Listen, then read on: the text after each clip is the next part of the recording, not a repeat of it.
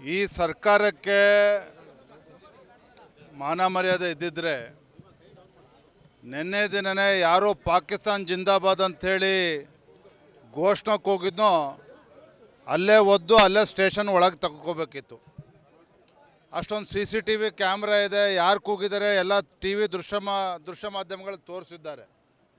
ತನಿಖೆ ಮಾಡೋಂಥದ್ದು ಏನಿದೆ ಅಲ್ಲಿ?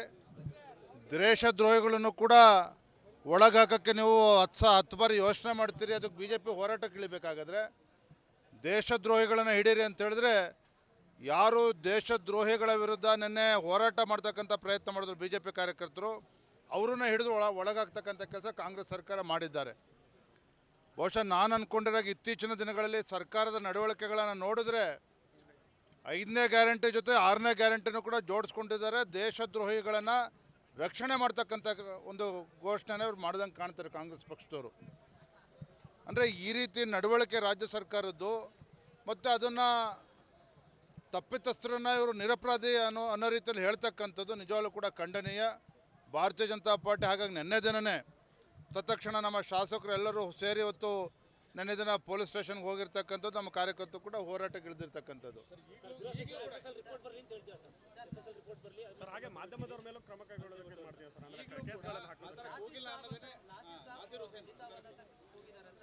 ನಿನ್ನೆ ನಾಸಿರ್ ಹುಸೇನ್ ಅವರ ನಡವಳಿಕೆಯನ್ನು ಕೂಡ ಗಮನಿಸ್ತಾ ಇದ್ದಾರೆ, ಇಡೀ ರಾಜ್ಯದ ಜನ ಗಮನಿಸ್ತಾ ಇದ್ದಾರೆ.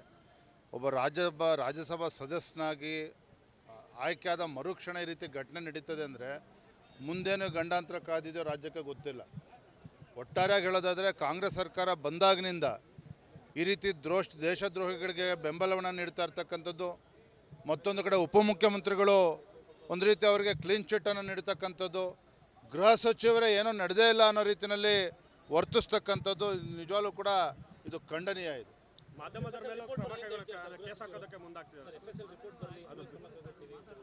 ಅದನ್ನೇ ಹೇಳ್ತಾ ಇರ್ತಕ್ಕಂಥ ನೋಡಿ, ಇವತ್ತು ಪ್ರಜಾಪ್ರಭುತ್ವದ 4ನೇ ಅಂಗ ಇವತ್ತು ಮಾಧ್ಯಮ, ಪತ್ರಿಕಾ ಹಾಗೂ ಮಾಧ್ಯಮ ರಂಗ. ಅವರ ಮೇಲೂ ಕೂಡ ದಬ್ಬಾಳಿಕೆ ಮಾಡ್ತಕ್ಕಂಥದ್ದು, ಈ ರೀತಿ ಅವ್ರ ಮೇಲೇನೋ ಕ್ರಮವನ್ನು ಕೈಗೊಳ್ತೇನೆ ಅಂತ ಹೇಳ್ತಕ್ಕಂಥದ್ದು, ಈ ರೀತಿ ನಡವಳಿಕೆ ಇದೆಯಲ್ಲ, ಇದು ನಿಜವಾಗ್ಲೂ ಕೂಡ ಒಂದು ಪ್ರಜಾಪ್ರಭುತ್ವ ವಿರೋಧಿ ನಡವಳಿಕೆ ಇದೆ.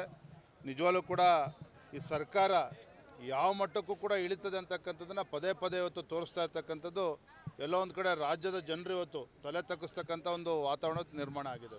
ಬೆಂಗಳೂರಿನಿಂದ ಮಂಗಳೂರುವರೆಗೆ, ಬೀದರ್ನಿಂದ ಚಾಮರಾಜನಗರದವರೆಗೆ ನಿಮ್ಮ ಸುದ್ದಿ ನಿಮ್ಮದೇ ಭಾಷೆಯಲ್ಲಿ ಕರ್ನಾಟಕ ತಕ್.